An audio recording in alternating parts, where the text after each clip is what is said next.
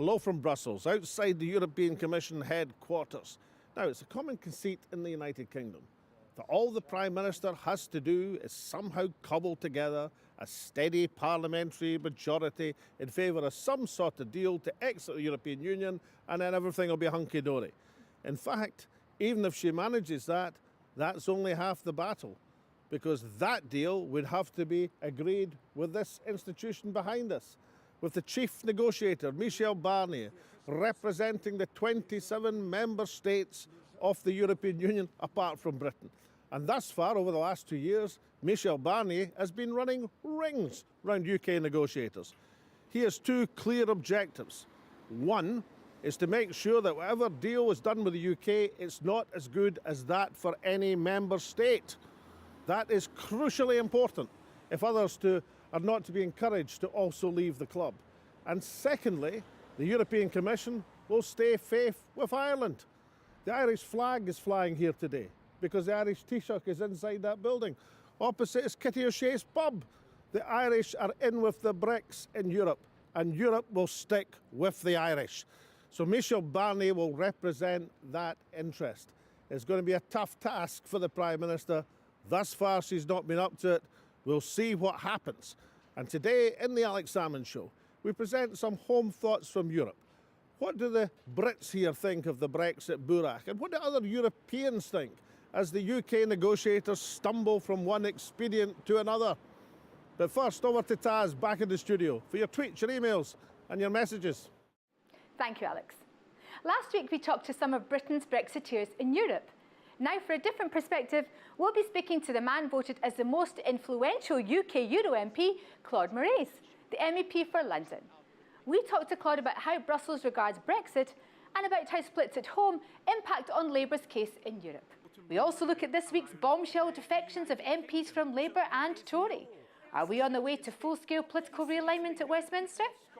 And for an independent view, we turn to one of the UK press contingent's most experienced observers of that tangled web of Britain and Europe, the man of many press titles, Martin Banks. But first to your tweets, emails and messages on last week's show, where of course we interviewed a couple of former UKIP MEPs who have now become independents. Fiona says, another very interesting programme, always presenting things from a different angle. Tim Rapsey says, I like that Alex gives space for a broad set of stances on the show and allows these ex-UKIPers and Brexit supporters the space to speak more than sound bites. Well done. Thanks, Tim. However, he says, I'm surprised that when they start speaking about delivering the Brexit that the British people wanted and voted for, etc., the will of the people and all that, says Tim, I'm surprised Alex doesn't counter the question. Of course, Tim wanted Alex to ask about Scotland, and I've got good news for you, Tim, because in next week's show, we're going to be looking at Scotland's place in Europe. So you can look forward to that. Now, in relation to the votes that took place in Parliament last week, Jimac says, Corbyn, the great abstainer, once again threw Scotland under the bus today. Not happy is Jimac. Guy says, how can an actual political party be entirely focused on Brexit? He, of course, is referring to the new Brexit party that the former UKIP members are launching. Will they publish a manifesto to include education, defence, economy, health, etc.? Brian says, 17 million to 16 million, and UKIP tried to say everyone wants it. Ken Scott, who's focused on some of the details, says there is a big differential between trading by WTO standards and a WTO deal. WTO rejected UK's attempts to get a deal. Now, in the last 20 years, Britain had gone from leading Europe into the single market to leaving the EU altogether. Covering all the twists and turns of that story, and often from a North of England perspective, has been Martin Banks. Alex caught up with him in Brussels for an insight into the inside story of these last turbulent decades. Well, Martin Banks, there are a few UK journalists more experienced in the ways of the Brussels politicking than yourself. I mean, virtually 20 years you've been analysing and reporting from this capital. Did you ever think, when you started off as a European correspondent for a variety of newspapers, that you'd actually get to a position where you were commenting on this long process of the UK withdrawing from the European Union altogether? Well, I came from a background of working on mostly regional papers in the UK. It's interesting how the distinction between the way the EU is reported maybe at regional level on local press in the UK and at national level, where there's a really huge difference. The regionals in the UK They take, I think, did or and probably still do, a generally sympathetic approach. They concentrate on what the European Union was doing for their region as opposed to the wider geopolitics. Exactly, that's a great way of sort of describing it, I think. So I came from that regional newspaper background. I had a certain uncertainty about the EU. The biggest one was a sort of a lack of ignorance, really, on my own part about how the EU works, what it's about, what it does. There wasn't the sort of communications machinery that it now has, which is absolutely massive. And you think that was fairly common of how the European Union was reported? I mean, one thinks of the constant references to the Brussels bureaucracy. In fact, the Brussels bureaucracy numerically was less than the Scottish Government's bureaucracy in terms of numbers. Exactly, yeah. That's one example. There could be lots of others. I used to work in Birmingham for 12 years, where the bureaucracy apparently is almost the same size as the one here in Brussels, with the Commission, the Parliament, the Council combined. The number of civil servants, or functionaries as they're called here, of course, are pretty similar between the two, Birmingham and Brussels. And once I started working here, I realised just how important the EU is, the institutions are, the numbers of people that are employed in the EU and related bodies. That was nearly 20 years ago. It's increased many times since. So that gives you an idea of sort of just how important the EU is, as an entity, as a source of employment in this city alone. Back in Birmingham, for instance, a population not dissimilar to Brussels, by the way, about 1 million. There are good comparisons to be made. As somebody who's, if I can use the phrase, gone native in Brussels, being a UK correspondent for so many publications over the years, how do you gauge the reaction to what's happening with this interminable Brexit process? I mean, have other nationalities in this capital city of Europe, have they lost count? Is it like some interminably long football match that's never coming to a conclusion? I mean, where are people with their attitude to it now? Well, it's a great question, and I ask this question from time to time over what has been as you say, sort of an incredibly protracted period now. No one could have imagined just how tortuous the whole thing would be. I take the view that even from my early days here, the mentality I brought, that the UK was always slightly, I call it semi-detached member of the EU, and never really quite fully engaged, fully as fully enthusiastic as it might have been, or certainly compared with several other member states. It's had lots of opt-outs, it's had sort of exemptions from this, that and the other. So I think that the UK generally, whether you break that down into the English, the Scots, the Irish, I think has been seen with a certain degree of curiosity. Its role in the EU, its role in Europe, as we may call it. Is there an exasperation? I mean, Donald Tusk's phrase of a couple of weeks back, a special place in hell for the Brexiteers who engaged in this without really a scintilla of an idea of where it was going. Does that reflect a total exasperation from top to bottom about the UK's attitude? What are people thinking? Are they thinking now, for goodness sake, just let's get this over with? I think the actual approach to the UK and what may have been a certain degree of understanding, sympathy even, for some of the issues that were raised, voted upon by the Brits back in 2016.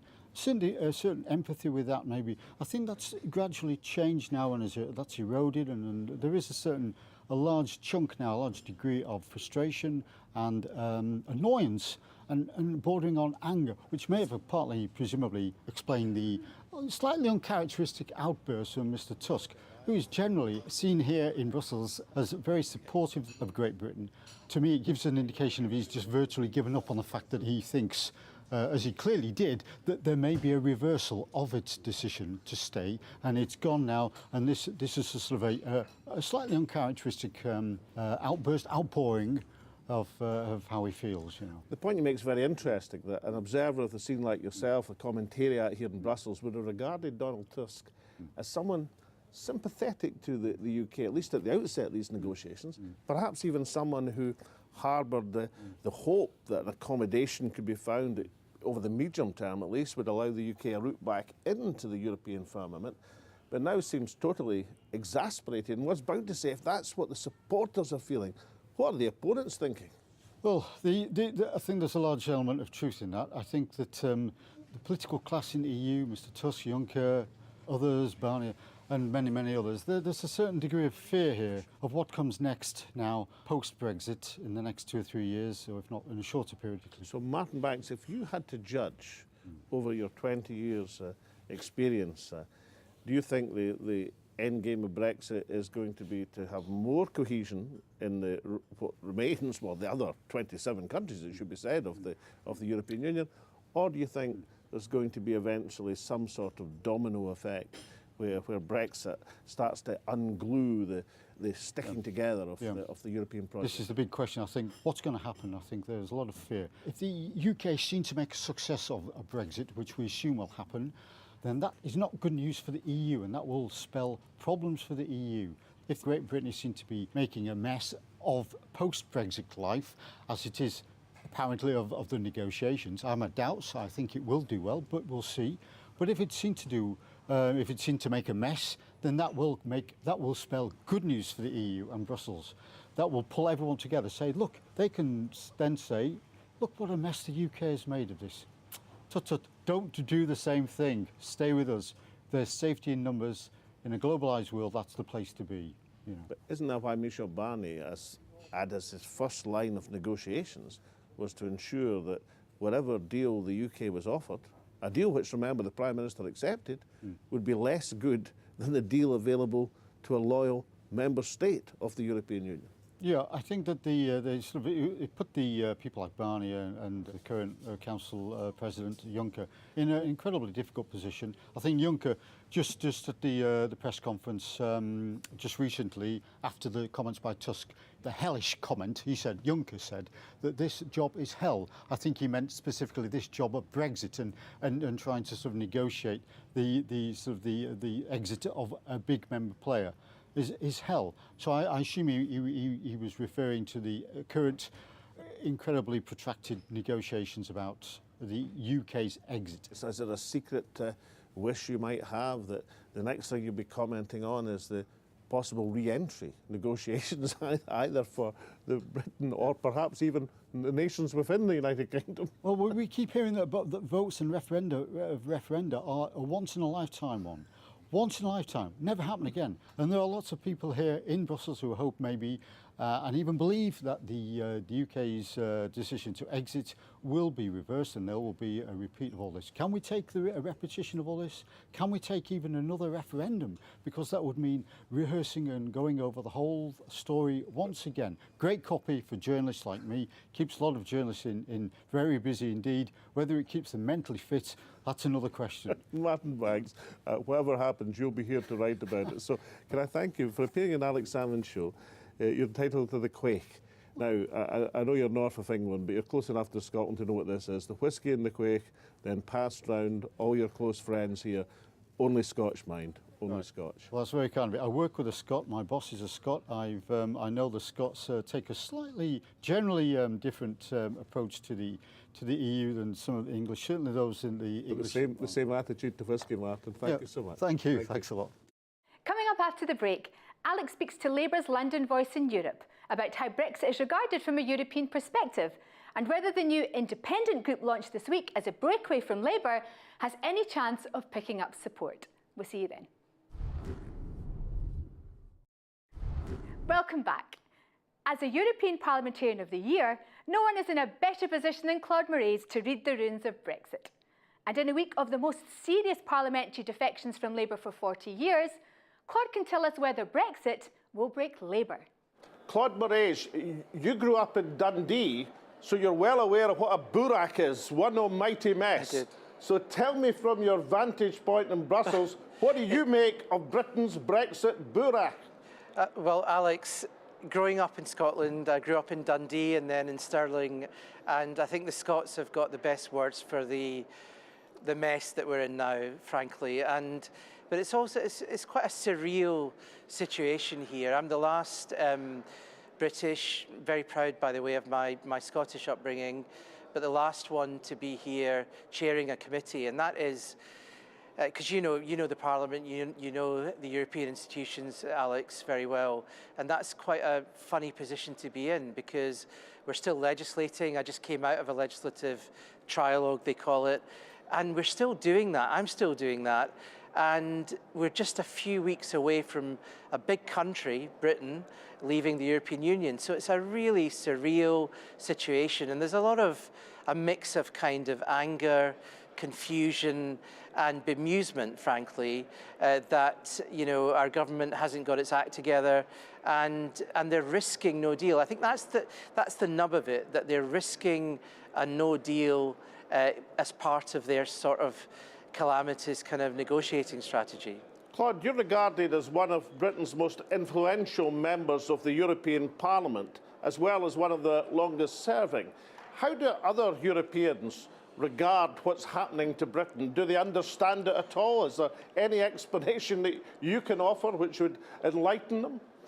I mean, Alex, before I came onto your programme, I was saying to your producers that growing up in Scotland, I watched you as a politician growing up and a lot of respect for you. So I want to be very honest and say to you that what has happened in recent days and weeks is that there's a growing frustration with Britain. I think for a long time there was a lot of patience and a lot of goodwill. But I want to be honest with you and say that what I'm detecting in the last days, maybe the last few weeks, is a growing irritation, and I want to be honest about that. People are starting to get very tired of this process. You see it in the legislation, you see it in quiet ways, but honestly, I think people are getting tired. They're getting tired of the process, they're getting tired of the way the negotiations were conducted, and they're getting tired of this sort of game of chicken at the end. So, I think there's been a lot of goodwill shown to members who wanted to do well here. I think some of the Labour members, the SNP members and others who actually did the work here, the ones who didn't do the work, frankly, well, you know who they were, UKIP and others. Frankly, there wasn't that much goodwill, but overall, there was a good atmosphere. But now, what I'm detecting is a growing tiredness, and that is very sad to see. Maybe it was inevitable, Alex, but it is really the kind of end of days feeling. And what is sad about it is that we still haven't got a kind of idea of what kind of Brexit it would be. So it's a very horrible kind of feeling, actually. Now, in Brussels, the Led by Donkeys campaign have taken out one of their famous posters reminding the Prime Minister of what she used to say, that it was in Britain's strategic interest to be part of the European Union. Do you think Theresa May will notice that poster as she negotiates over the last couple of days? I really like these guys, led by donkeys. The phrase actually is such a resonant phrase. I mean, you'll know that very well, Alex. And it's a great phrase in politics, lions led by donkeys. We knew that phrase growing up, and it's a very resonant one on the progressive side of politics. So, of course, these guys have done a great job. I follow them on Twitter, by the way, and they're very effective, these billboards, because they just remind people of the hypocrisy. People saying on the one hand that you stay in the European Union, the next minute you just say what the hell you like about it. And it is extraordinary to see some of the things that these politicians have said, all the way up to Theresa May. So yeah, I mean, I think people in Brussels will still be quite gobsmacked to see this stuff, although I guess they know it. But yeah, these guys have done a great job with a ladder and some paste and some billboards. Good luck to them. I follow them on Twitter, and long may they keep doing it. Now, Monsieur Barnier, the European Union's key negotiator, still seems genuinely confused as to what it is that the British government actually wants. Are you in a position to enlighten them? I spoke to Michel Barnier last week. In fact, on my Twitter feed, people will see me sitting with him, talking to him. And I talked to him really about citizens' rights, what's going to happen to the 3 million who are in Britain, of course, in Scotland, many in Scotland, all over Britain, and of course the Brits all over the European Union as well. But I was talking to him about what is happening on the negotiation. He's in a very tough position because he felt he had completed the negotiation. now he feels, and I'm not giving away any secrets by saying that his position is that he feels, how can he open the withdrawal agreement? He just doesn't feel that that is possible. So I guess what he's being asked, and again, I'm not revealing any great secrets here, but what he's being asked is to tinker around with this political declaration. And what Theresa May seems to be doing is trying to get something in the political declaration to assuage the Tory party. This is always about making the Tory party feel better, rather than looking to the wider country or to where other MPs are, where other progressives are, and see what they want. So this is what he's being asked to do, and it's a tough position for him. Is he engaging? Yes, he is. So of course, those negotiations are happening. I've got to be, clear about that. They are happening. But whether they're going to be able to get it done, and whether the MPs on the hard right of the Tory party will accept the tweaks to the political declaration on the Irish backstop, I just don't know. And of course, nobody wants to be throwing Ireland on a bus, and I would be pretty angry if that ever happened. Claude, over the last few days, we've seen 8 defections from Labour Party to the independent group at Westminster, and now, yesterday, 3 defections from the Tories. Will that realignment at Westminster have any impact on the politics of Brussels?